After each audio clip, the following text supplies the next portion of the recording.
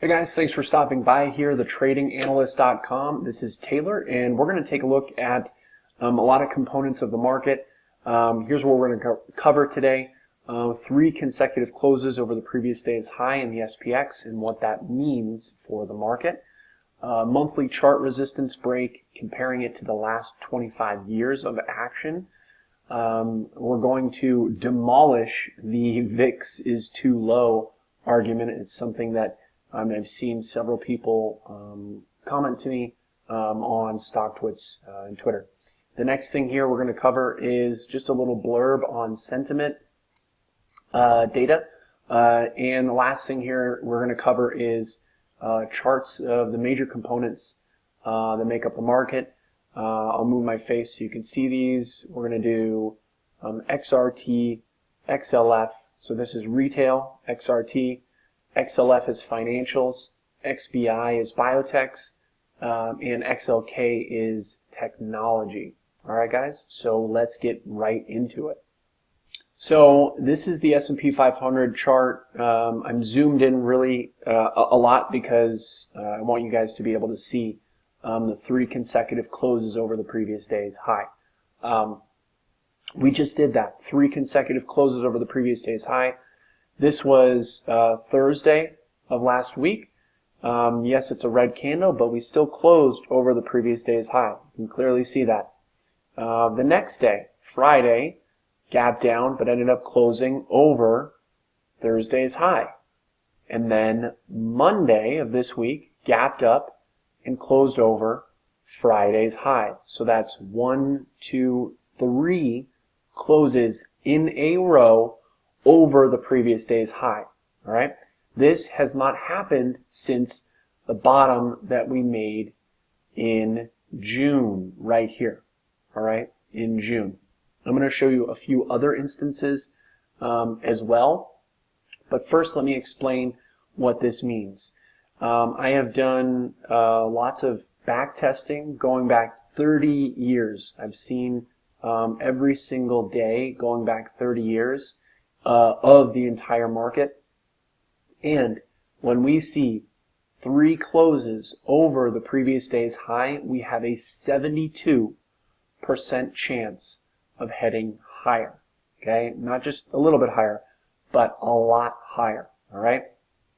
The average length of time that we had higher after this is about 75 days. The average gain using the trailing stop strategy that I have on the S&P 500 is 6%. 6%.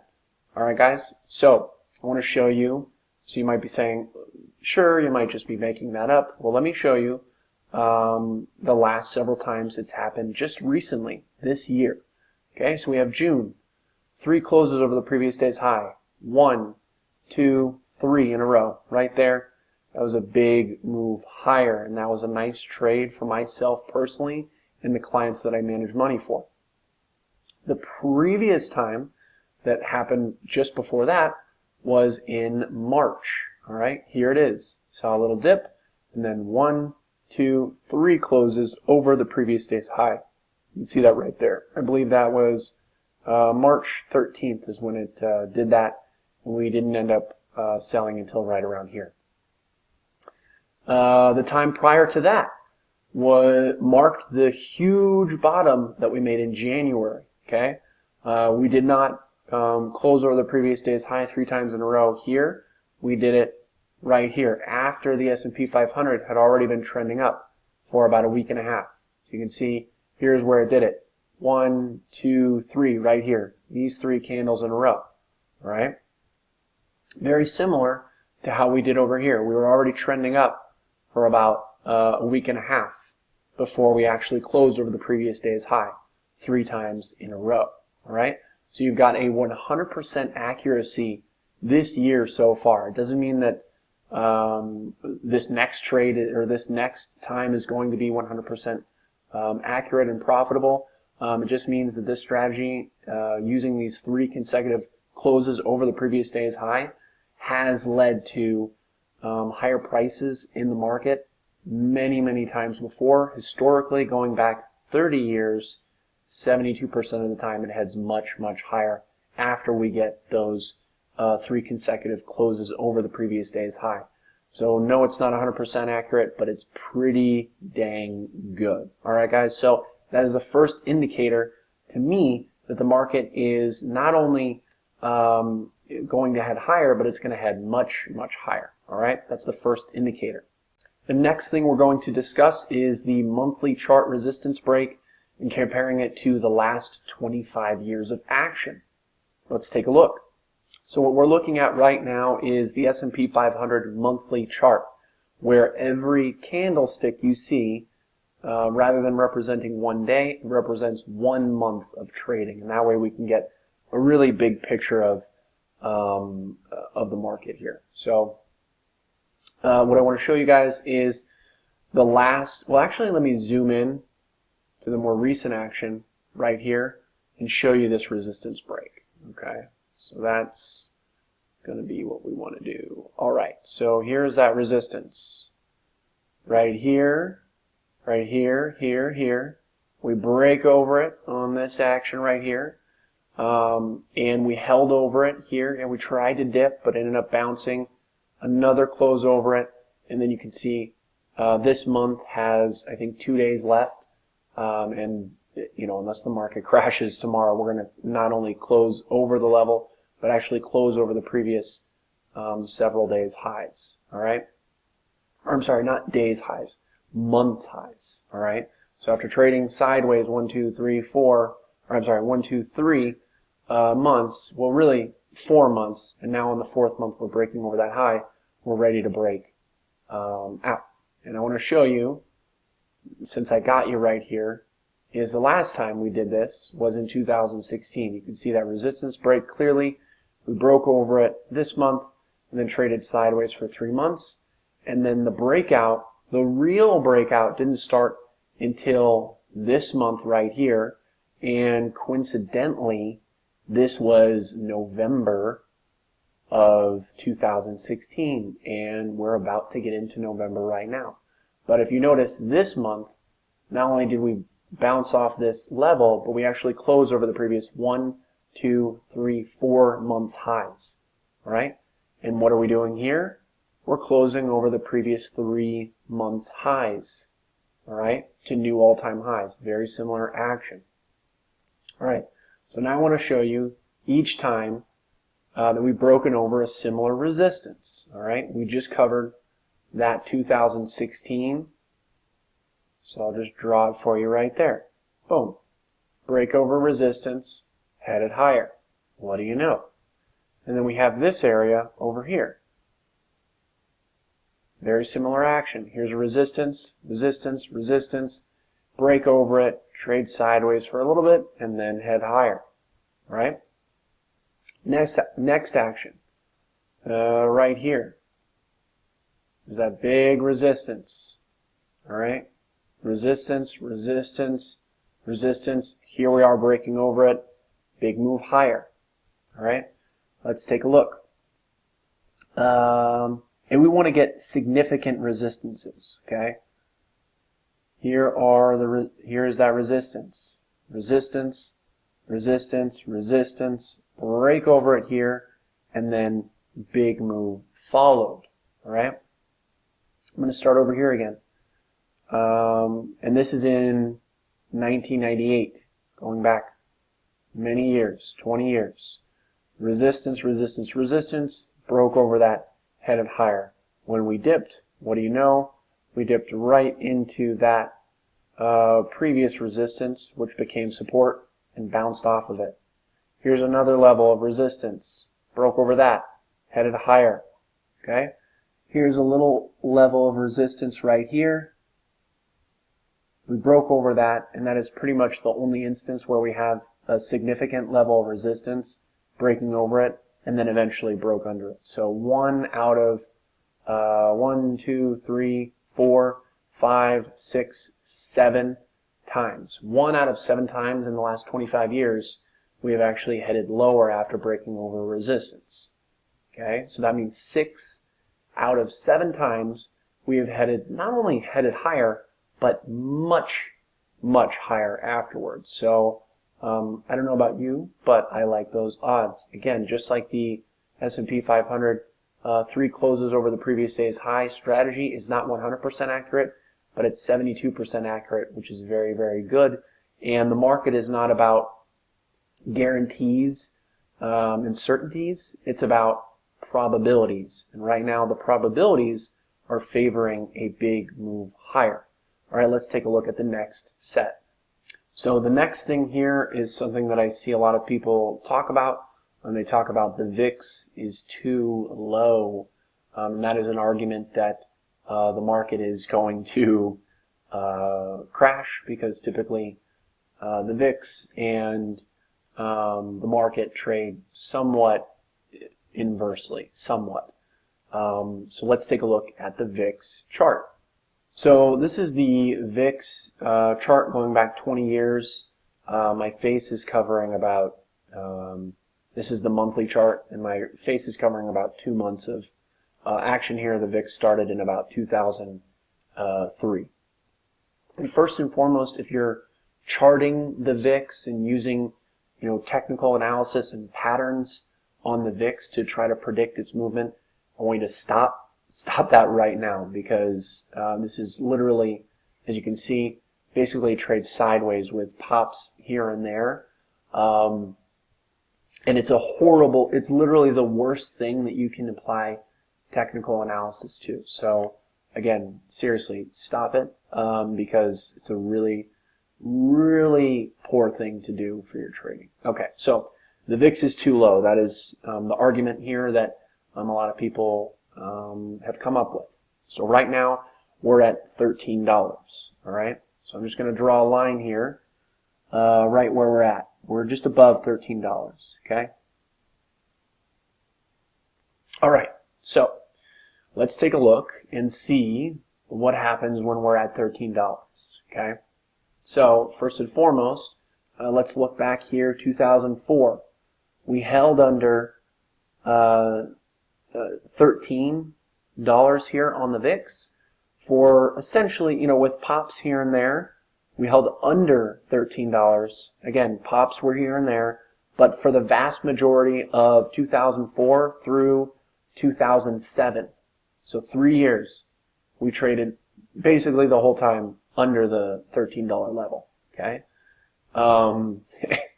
Here's the other time right here, is this period over here. Basically from 2012 to 2000, again, we have some pops here and there, this big pop, but it's very short-lived. But most of the time between 2012 to 2018, really, we traded at or below $13 on the VIX. Okay. At or below. You can see this last year, 2017, that entire year was spent under, okay, again, very few pops here and there, barely above it, but pretty much 99% of the time, we were under the $13 level on the VIX. Okay? So again, this kind of, throws the VIX theory out the window. It's just a horrible, horrible indicator for market corrections that I've seen. So hopefully that helps you out. Let's take a look at the next factor. So the next factor here that I believe will lead to higher prices in the market moving forward, again, not just the next day or the next week, but much longer than that, is regarding sentiment. I've covered other sentiment data in the past, but I just stumbled upon something else. So let's cover that right now. So this piece of sentiment data comes from J.C. Parrott's All-Star Charts on StockTwits. I believe his Twitter handle is the same or similar to his StockTwits handle. If you're not already following him, I would highly recommend it. I followed him for years on Twitter, and now I'm following him on StockTwits. I have no affiliation to him. He doesn't even know I'm making this video featuring his stuff. I just like to give credit where credit is due. So let's take a look at his theory here. So normally for every thing that I use personally to trade, or any information that I gather that is really going to factor into my trading, I like to personally verify all of the information. So if somebody says, oh, the sentiment says this, I'm going to look it up for myself personally, and I highly recommend that you do the same. JC Parrots and All Star Charts, very reputable, so I'm going to just take their word for it. If it was something more important, I would verify this myself, but I'm just going to take it at face value here because I trust what they say, and it's honestly not going to make a difference in my trading decisions. But I wanted to show this to you, and I have also seen other sentiment data that reveals something very similar, as I've discussed in previous videos. So this is from his most recent blog post that he posted today on StockTwits. If you haven't read his stuff, check it out, allstarcharts.com. Okay, so it says, and this is from his Sentiment Trader program. It says, at the bottom of the market in 2002, 43% of investors in Barron's survey were bullish. Okay, so the market saw a bear market from about 2000 to 2002, if you don't know. So 2002 was around the bottom of that. At the bottom in 2008, and again, there was a bear market that lasted pretty much the end of 2007 through the end of 2008. So at the bottom of the bear market, 59% of investors were bullish. All right, and we're talking about the bottoms because typically that is where the most people get bearish. Okay, right at the bottom is when the most people get bearish. Okay, and what happens after we bottom? Because a lot of people say, well, we're at a top right now. How does that? Well, we're comparing it because sentiment, if you're at a top of a market, should be at its peak. Just like at the bottom of the market, the sentiment is the weakest at that point. So at the bottom in 2016, 38% were bullish. Today, while we're at all-time highs, only 27% of investors that were polled here on Barron's survey were bullish. Only 27%. So what does that mean? That means there's a lot of cash on the sidelines, and a lot of these people that are bearish are going to start pushing this market higher and start buying. Okay, I think a lot of factors here that the reason that sentiment is getting so bearish is honestly the media is very negative these days. I don't think it was this negative. Obviously, we had some negative headlines back in the day, but I think now there's just a lot of negativity, and I think especially with politics at this current time, and basically half of the country thinking that the president is a lunatic and not getting confident in the market. So regardless, you've got a lot of people that right now are bearish, and most of the time, so that means 63% of people are bearish right now, which is crazy because we just made a new all-time high, okay, and we're blasting off. And what this means is that we have a lot of room to run because while everyone's bearish, they're going to start turning bullish one by one. And what do they do when they do that? They start buying. They start buying and they push the market higher. All right. I'm seeing the most shorted stock. I'm just throwing out another thing that I just thought of. The most shorted stock is Apple right now, second to only to Tesla. So people are shorting the strongest stock in a strong bull market. And this is just kind of how sentiment is going. And they're going to get run over. They're going to start covering their shorts and pushing this market even higher. Okay. So that is the little sentiment blurb from All Star Charts. So the next thing we're going to cover here is I'm going to go over the charts of the major components that make up the market. I'm going to cover retail, XRT, financials, XLF, biotech, XBI, and technology, XLK. So let's jump into it right now. All right, so we're going to start off with XRT. This is retail, okay? And as you can see, the last 2 years for retail has been pretty brutal, okay? The last year and a half, we've been trending down. And before that, we traded sideways. So this sector is very beaten down, okay? So now we're finally breaking over some resistance points, all right? I want to go over a couple of trend lines here. We just broke over this downtrend line. You can see resistance, resistance, resistance. Here it is again. We're breaking over it right here. All right. We also broke over this resistance. Here were these highs right here. You can see right around the same area. Resistance, resistance, resistance. Here we are breaking over that level as well. So we're making new highs. All right. Yes, we have some resistance above us, but you have sectors here that are really starting to turn around, all right? And as you can see, we've got a lot of room to run until we even get to these previous highs that we made back here in August of 2018, all right? A lot of room to run. So another thing here is that a lot of people talk about that this is a euphoric market and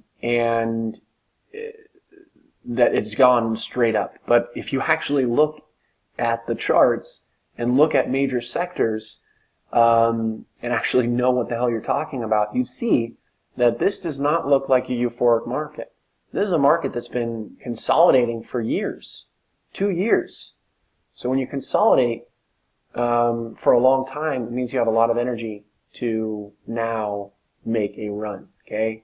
Euphoric market is a market that goes straight up without virtually any pullbacks. Does this look like a euphoric market to you? I'll let you answer that yourself. Same thing with financials. And I'm going to discuss the weekly chart here. All right. So you can see, does this look like a euphoric market? We've had basically 2 years of sideways trading. Peaked here 2018, took a dip, and then we've just been trading, you know, basically back and forth. We're at the same price we were 2 years ago, right here, about 28 bucks, right? And as you can see, very similar action to 2016, where we saw this nice breakout right here, right? Very similar action. Here we go. Here we go. Here we go, breaking over that resistance. All right, so financials have a lot of room to run. Okay, and after breaking over this resistance, we literally just broke over this resistance. Right, a lot of room to run. Okay, I'll show you another time we did that over here. Boom, broke over this resistance, headed higher. Okay, so you get the point. All right. Very similar action to this, and to this. You can see, I'll just draw that. There you go. Boom, boom, boom. Very similar action, okay? Not a euphoric market. So let's take a look at the next one. XBI. All right, so first and foremost, we've got this major uptrend line. Here we go. There it is. This is a weekly chart going back 10 years, okay? Very similar action. We hit the trend line, went on a big run, took a dip back to the trend line, got a bounce. So this is very similar, in my opinion, to this action over here, okay? 2016, where we were in a downtrend, hit the trend line, and then as you can see, we hit the trend line here, and then here, we took a dip, but we didn't quite hit the trend line, and then eventually we broke over that downtrend line and headed higher. Same thing over here. Here's that hit on the trend line, very similar to this, and then months later, we came down, made a higher low right here. All right? So that higher low, here we go. Here's that higher low. Here we go, right there. And now, biotechs haven't even broken over this downtrend line just yet. Okay, they haven't even broken over that major downtrend line. So imagine when it does, what we can do in the market. But I do want to discuss, we did break over this near-term downtrend line just recently. Here's that more closer-term downtrend line. Here it is, resistance, resistance, resistance. Broke over it here. We also had a false breakdown look. I covered this last week on my biotech specific video. If you're interested in watching that, I made it less than a week ago, if you want to check it out on my blog. So you can see there's support, support, support, support. We break that support, making this a breakdown, just a good old-fashioned breakdown. And then we broke over that level right here, reclaiming that, making this a false breakdown. And now we're over this downtrend line right here. Very bullish move, and I believe it's just starting right now, and then it's going to head much, much higher. So that's XBI. XLK. What do we have right here? This is the technology sector, and this is, very similar to the NASDAQ and the Qs and S&P 500, but this is a big sector here.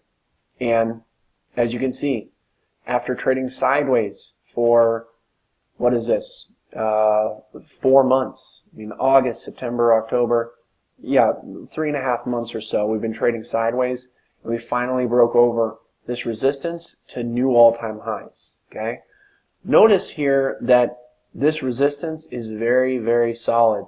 Okay, many touches here, many touches there, there, and we traded sideways against it before breaking over it for several weeks. Okay, it's very different than, say, for example, this little resistance break right here. First and foremost, this resistance has like 4 or 5 times the amount of touches, and we didn't trade sideways right up against it before breaking over it. What that does when you trade sideways against this resistance before breaking over it is you have all this uncertainty, okay, and investors are scared or not scared. They're just waiting for something, okay?